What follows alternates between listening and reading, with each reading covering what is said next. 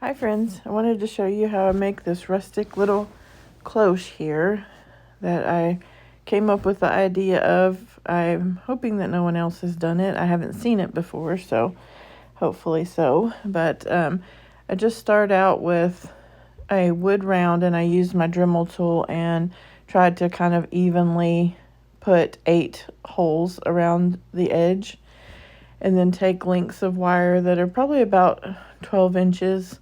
There's no exactness to it, just kind of like how tall you want yours to be. And then I also, you'll see it, I wind the wires down to just kind of give it some fullness at the top and just lend to the rusticness of it.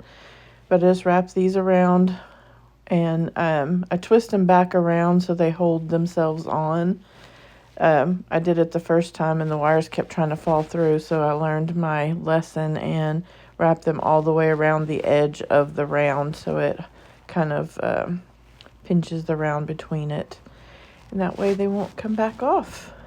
That was the pain. In fact, one actually kind of ripped a little bit, and I had to use some hot glue to get it to stay right there.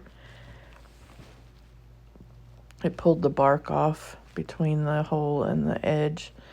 So you just have to kind of fidget with the wire, and I gathered it all together with another little piece of wire of my rusty baling wire that I was using, and to wrap it all together.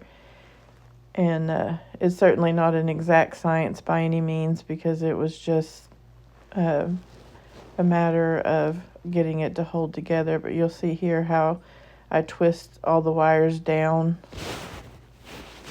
just to get kind of finish them off at the top there and give them a kind of a wild and crazy look.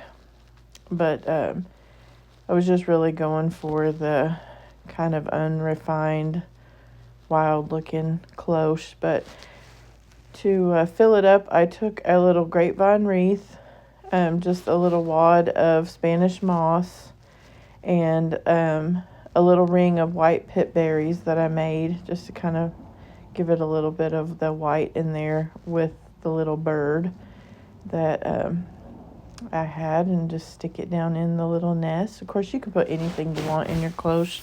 I just thought that a little bird's nest was perfect. And I took a spindle that I had gotten from Miss Kathy at the Chippy farmhouse.